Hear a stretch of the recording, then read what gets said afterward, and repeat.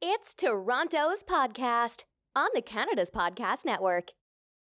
I'm really excited today to be interviewing Scott Stirrett. Scott is the founder and CEO of Venture for Canada, a national charity that develops entrepreneurial leadership skills in young Canadians. In 2019, over 350 young Canadians from coast to coast accelerated their careers through Venture for Canada's programs. Scott, thank you so much for joining me today. Thanks so much for having me, Celine. Looking forward to talking with you. Yeah, this is really exciting because I think what Venture for Canada is doing is super cool and really important. And I'd love for you to talk a little bit about what Venture for Canada is up to, and also how you came to found Venture for Canada and what drew you to this work. Sounds great. So I'll first start with an overview of what brought me to start Venture for Canada, and then the second part, which is an overview of what Venture for Canada is currently working on. So with regards to the first question, how did Venture for Canada first get started? So when I grew up in Nova Scotia, and then I went to university at Georgetown University in the United States. And while I was a student at Georgetown, I saw a program called Venture for America, which was founded by an individual named Andrew Yang, who actually coincidentally ended up running for president and has now become much more well-known than he was 7 or 8 years ago when he was first starting Venture for America. And I remember thinking to myself, this is just a great idea. And in essence, Venture for America's program in a nutshell is that they recruit, train, and support recent university graduates to go work at startup companies across the United States, in essence, offering a kind of entrepreneurial apprenticeship. And I thought to myself, I would love to do something like this because when I was a student at Georgetown, I kind of had an evolution over time where I began to realize a sort of a sense of career discovery of what I really wanted to do with my life. And I think when I first started at Georgetown, like when I was 18 or 19, a lot of what I thought in my head about what I wanted to do as a career was, be a lawyer or go work in a big bank. But then when I was at Georgetown, I found that the things that I enjoyed the most doing were actually very entrepreneurial endeavors, where I was creating something from nothing. So I was involved in creating a student organization where we ran students for public office in the District of Columbia, and we actually got 7 students elected to these local neighborhood commissions. And the initiative was called DC Student Speak. And I did a lot of other initiatives through big clubs at like big student organizations. But when I reflect back on my time at Georgetown, what I enjoyed the most was arguably doing DC Students Speak. I also did 5 or 6 different internships when I was a student at everything from everywhere from Goldman Sachs to startup not-for-profit organizations. And one of the things I also, I think realized through that journey was that in doing this diversity of different, internships, that really what I wanted to do was be a part of building something or to build something, myself.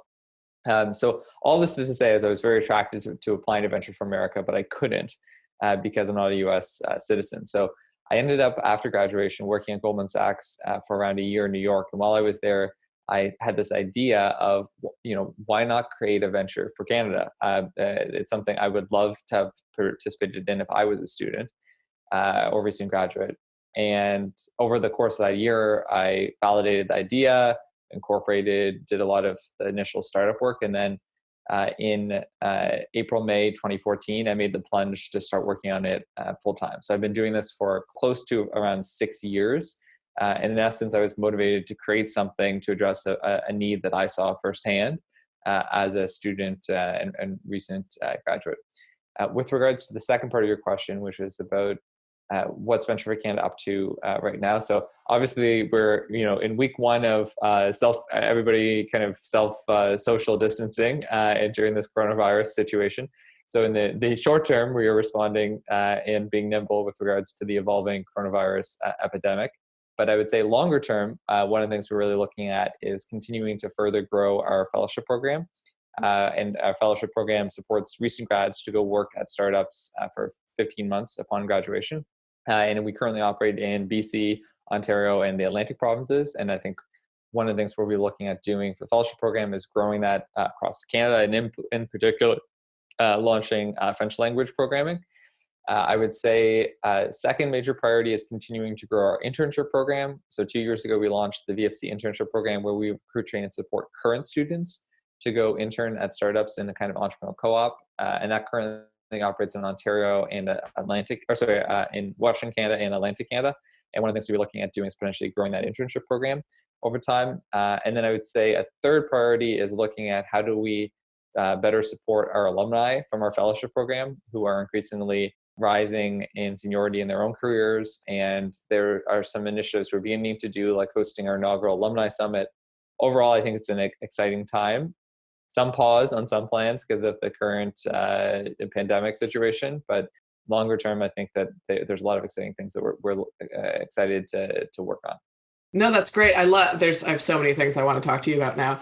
But I do want to acknowledge, I love that you created something that, and it happens so often with founders, right? Where you see a need based on your own life or your own experience, and you go out and create this thing that then solves this problem for a ton of people. So I love that aspect of this, but I think it's also really cool that how VFC has evolved and changed over the years. I've known you for a number of years now, and I've seen how it's grown and how many more people are running, how many more students are running through young Canadians, are running through the program now, and how it has expanded from recent grads to now internships. And you're talking about supporting people after they've graduated through the program. And I love that as you're doing this, you're responding and growing in a way that's super effective for the same population of people, if you like. Yeah, absolutely. It's interesting. Venture for Canada leverages LinkedIn Learning as like a learning management software for our fellows, but also we use it like as staff, and we also use it for the interns. And I was recently doing a not-for-profit like LinkedIn Learning module, and one of the things it talks about is like just the importance of not-for-profits being responsive to different evolving needs and changes, and not just doing the same thing every single year. And I think that that's what we've seen with Venture for Canada is that we've evolved significantly as an organization in the last 6 years in response to changing environment. And I think that we're going to see continued evolution. I think it's just as important for not-for-profits to evolve as it is for for-profit startups or corporations. Great. I totally agree with that. And yet they not-for-profits historically, not Venture for Canada, I appreciate that, but not-for-profits historically have not been great at evolving. And not all of them. I recognize it's a generalization, but I worked in a not-for-profit for a while, and they can get a bit bogged down in the bureaucracy of being a not-for-profit and getting stuck in, well, we need to do this thing to get our funding. And so they don't change and evolve. And I think it's really great that Venture for Canada, while teaching entrepreneurial leadership skills, has also kept a very entrepreneurial mindset, if you like, as an organization to be responsive and nimble and thinking about the next problem they can solve. Yeah, absolutely. It's super important to do that, and definitely a lot of not-for-profits can get very bogged down in the administration to the detriment of actually achieving their mission. 100%. I want to ask you a little bit about your journey, because coming from places like Goldman Sachs and some of these more traditional, larger organizations, what did you see that was great for you to use in Venture for Canada and being more entrepreneurial? And what did you see was, a challenge for you or something that you had to overcome? Yeah, so I'd say with regards to the transition from Goldman Sachs to doing Venture for Canada, in terms of what I learned at Goldman Sachs, and to be fair, I wasn't there for a super long time, just around a year, but I think I learned a few things. The first main thing I think I learned, which I think to some extent I already had before, but I learned in different ways, was just discipline. It was my first year living really by myself and as an independent adult. And, at Goldman Sachs, I had a pretty strict schedule of, be in the office basically by 8 a.m. roughly, and then leave by 6:30 or 7 p.m. every day, Monday through Friday. And then we didn't work on the weekends. But during the day, that's a pretty relatively long kind of work day. And I remember when I was at Goldman Sachs, I implemented just pretty strict habits. So like I would wake up at 6, I would work out in the morning, I'd be home by, 8 p.m. From work. And then I would, do some work in Venture for Canada for like an hour and a half, and then like go to sleep by 10. And then I would work in Venture for Canada on the weekends, and I would sleep 8 hours a night. So one of the things I think that I realized was when I was at Georgetown, I just had very strict habits around exercise, around eating well, around sleeping well, around using my time efficiently, because I had a lot of constraints on my time. And I think that was really helpful, because all of a sudden, when I first started doing Venture for Canada full time, I was 22, about to turn 23, which at the time I realized just how young I was and how little I knew. But I think that leaving that really structured environment at Goldman Sachs and to doing Venture for Canada, where literally I had complete control over my own time. I was the only person, right, doing this. I was just working out of an apartment.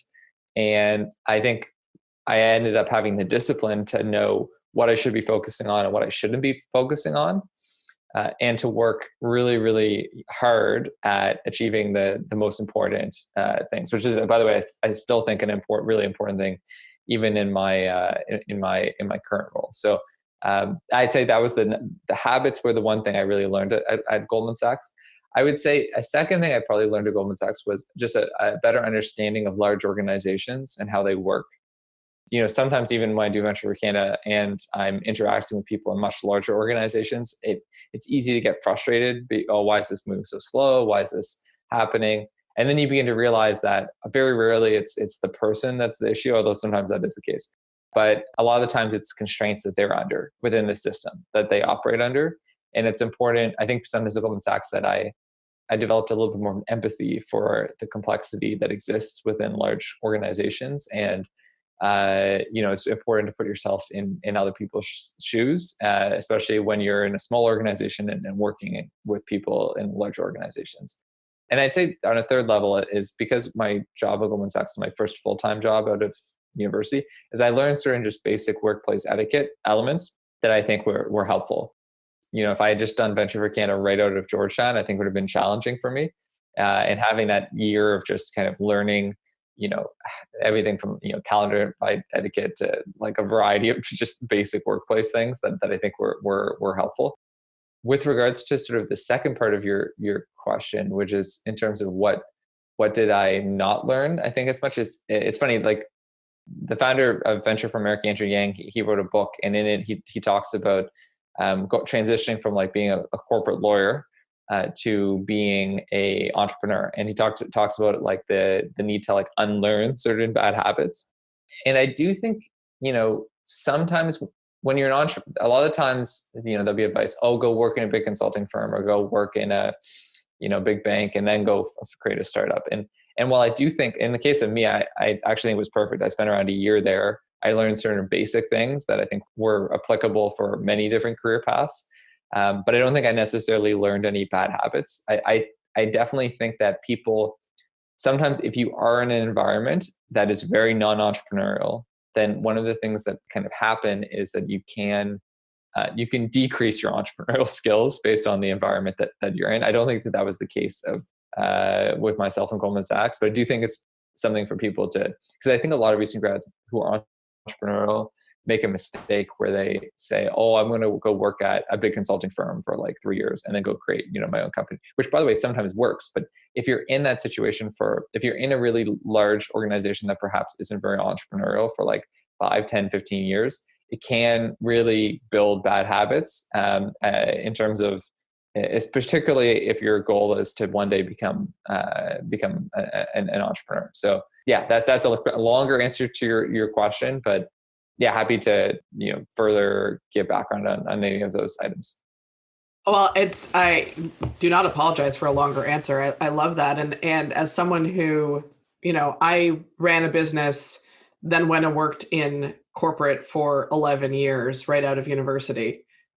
It was an unintentional 11-year journey. I can tell you that what you're saying about creating those bad habits in sort of a bigger corporate environment is true. It's not easy to unlearn some of those things, and it takes time. And so I appreciate what you're saying. I feel like that sort of year or two is not a bad thing to learn some of what you were talking about, like the corporate etiquette. That's a real thing that, if you are in any organization, you're going to deal with people in any organizations. If you're starting a startup, at some point, you're going to be dealing with other organizations in some way. Having some of that etiquette will actually serve you in the long run. And being too bogged down in the mindset of the corporate can also create some bad habits that, take ages to get rid of. And I love that you had enough time to create some really strong, solid habits, and you were disciplined enough in your early 20s. I would not have been, to have done that and as effectively as you did it, and then rolled it into your role at Venture for Canada. Because my guess is that understanding really serves the people who are going through Venture for Canada, because you have that lens that can help them. Absolutely. And I think it's, having that lived experience of going through the process, I think does help me a lot in my current role. So I completely agree with that. So I want to ask you about some of the trends that you've seen, because you have a really unique view and interaction with people who are stepping into or interested in being an entrepreneur, whether they're creating their own startup at some point, or they just have more entrepreneurial leanings and want to work for an entrepreneurial organization, because as we both know, that is a growing portion of the companies that are out there. So I want to ask you, what you're seeing as trends in terms of the people coming through. I'm going to actually break this down into a question at a time this time. So what trends are you seeing in terms of the kids that are the students, the young Canadians that are coming through Venture for Canada, what they're interested in or what they want to learn more of right now? That's a great question. I'd say at a very broad level, I think that now more than even 5 years ago, there is a desire by young Canadians to do a few different things. So I think one is the ability to make like a meaningful impact in the work that they do. I think that this existed. I mean, I graduated from university 7 years ago, so not that long ago. But I would say that 7 years ago, that was absolutely like a trend that existed. And I'd say, in 2020, that is something that exists even more. Is that people want meaningful work at a high level, or to create meaningful impact. I would actually say sometimes that could be to people's detriment, because they sometimes overlook the desire to make a meaningful impact over the desire to create meaningful skills, which I would argue that sometimes in most cases, having meaningful skills is how you create meaningful impact. But that's a separate point. I'd say this second point in terms of what a lot of recent grads are looking for is I think that they're looking for a sense of community. I think in this technological world, we are more interconnected than we ever have been, but in some ways we can be more apart. And I actually think of all the social distancing in the last week, has one thing that it has made clear is we're very social animals. And I think a lot of recent grads, when they're graduating from school, are looking for a sense of community in the workplace that they work in. So they're not just looking for colleagues, but they're looking for people who they can socialize with more in general. And I think that's always existed, but I think that is the blurring between friends and colleagues, I think, is something that has accelerated, which also actually brings with it problems. But I do think it's something people are especially recent grads, are looking for.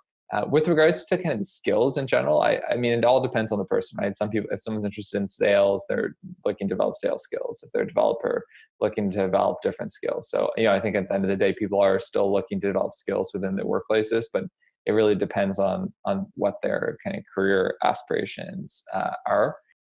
Yeah, I think that those are the 3 points that I'd give for now. So I want to talk about skills for a second, and not in a technical sense, but because Venture for Canada is very focused on leadership skills specifically, are you seeing any specific leadership skills that help people succeed, or gaps that when these recent grads are coming in that they don't seem to have a sense of certain skills? Absolutely. If someone wants to lead and motivate other people, one of the most important things that they need is the ability to manage themselves and to motivate themselves and to, in essence, like lead themselves, right? And I think a challenge with many recent grads, but also many people in general, is, there's such a desire to want to be a leader, right? Or to lead or to manage people. But I think before one does that, one really does need to make sure that they have their own house in order. So I think that if there was one cautionary advice I would give a lot of recent grads, is it's first focus on somewhat selfishly on yourself, right? And make sure you have good habits, make sure you have good mental health, make sure you are well positioned for success. And I think once you've done that, you can then move on to, trying to lead and motivate others. I mean, I'm very biased in this, so I would agree. I do a lot of work in emotional intelligence, so I would totally agree. I think that is a foundational starting point, is really getting your own house in order and starting there. Because we always think it's about the other person, but you can't motivate, manage, help another person if you are not motivating and managing yourself to start with. Yeah, 100%. I completely agree. Has there been any advice that you were given that was really meaningful to you, that, to get you to where you are right now in your career, that you would want to share with people? Yeah, I'd say one piece of advice. It's funny, when I was leaving Goldman Sachs, I had coffee with the managing director of the team that I was on, and she was a very high performing person, or she is a very high performing person. She's now a senior executive at Bank of America. And one of the things she said to me, which, she made a comment, she's like, don't try to always rush things, right? And take time. And that sometimes when you're young, you don't appreciate, how life can be longer and that things take time. I think at the time I wasn't hostile to the advice. I think I just was like, okay, yeah, sure. Here's this older person giving me this advice. And probably a year or two later, I was like, that was actually really good advice. Because, maybe I should have stayed at Goldman Sachs another year, for instance, right? And I think VentureCan has been really successful, so I'm not complaining about how it worked.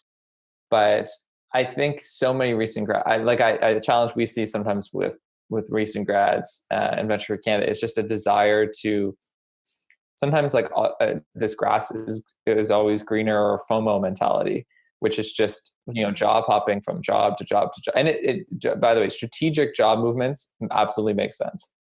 But I think there's a lot of people, they're in a job for 2 months and they're just like, I don't like this, I want to move to another job. And then they're in another job and they don't like it and they move to another job. And then to some extent, they just never end up being happy.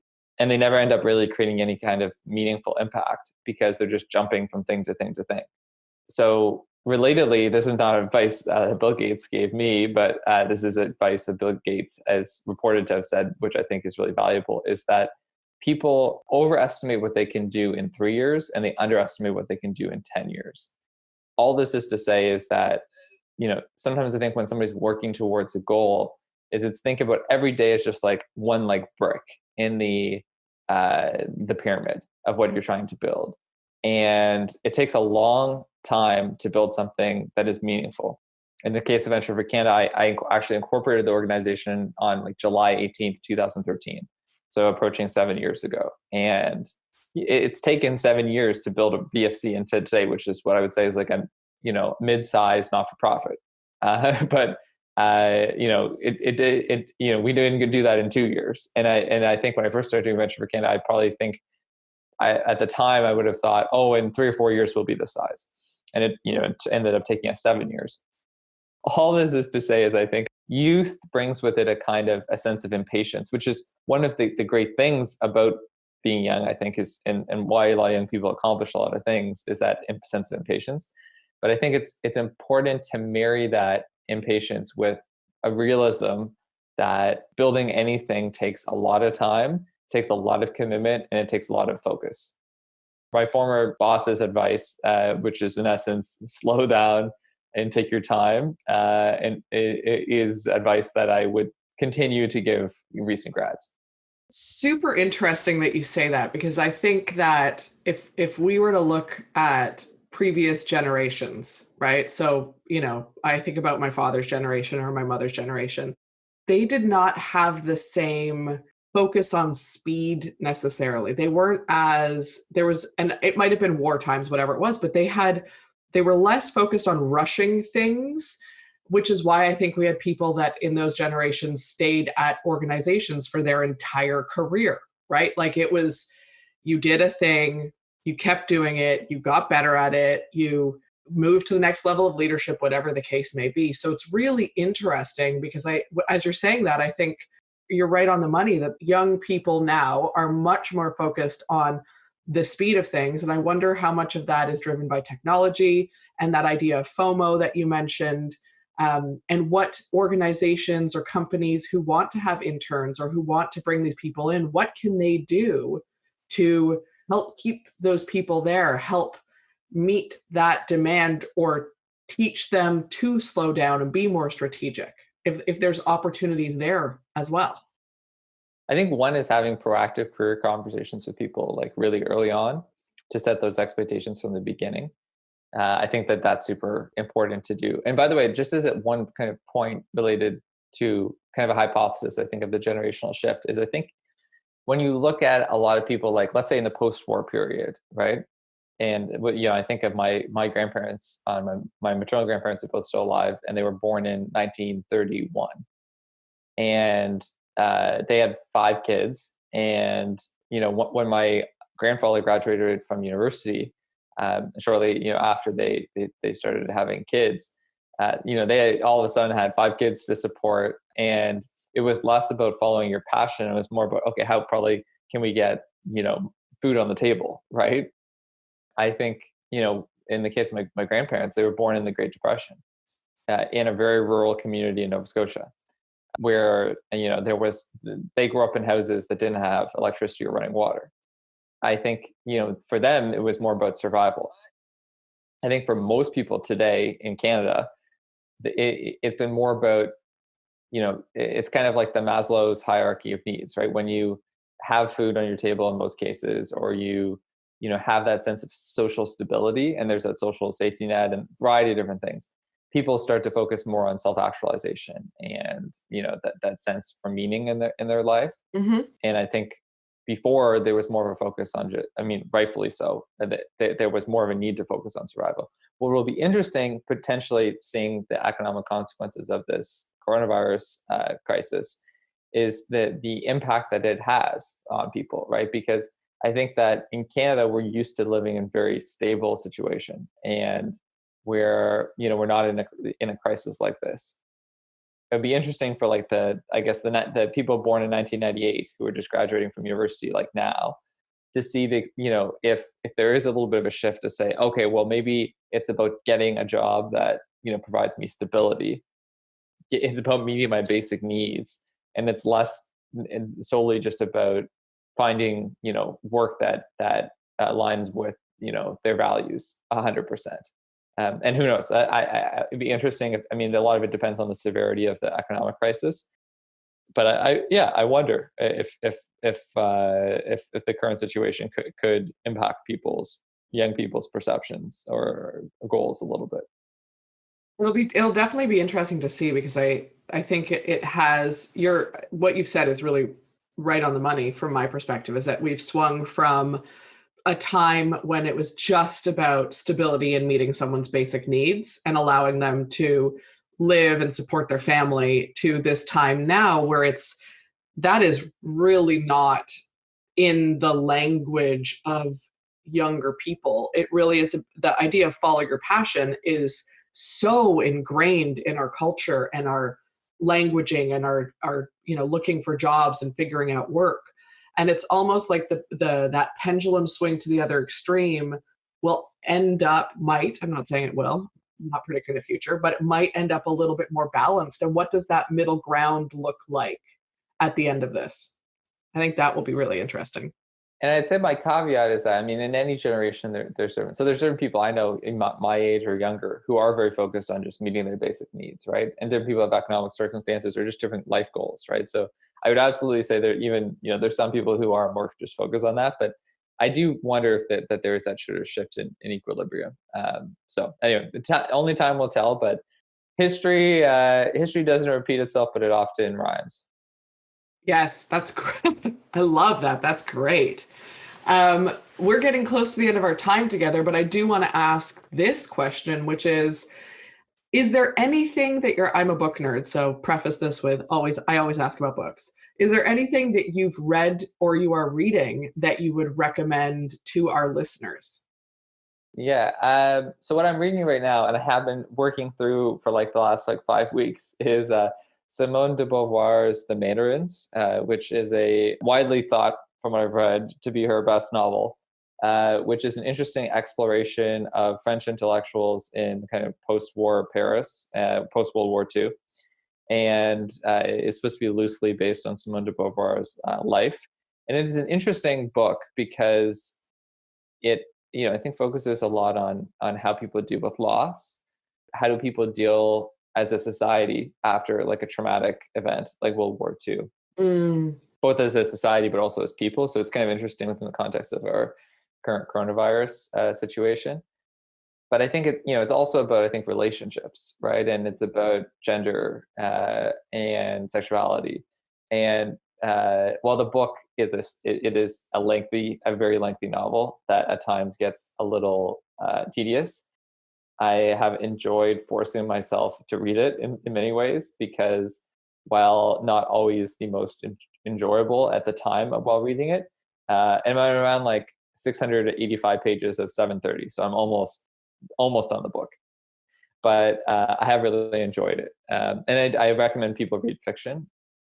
Yeah. So anyway, Simone de Beauvoir's The Mandarins. When I'm asked this question, I often revert to what I've most recently read, and I really did enjoy that. In terms of nonfiction, what I read this year, so the last 5 weeks has been reading that one book because it's taken me forever.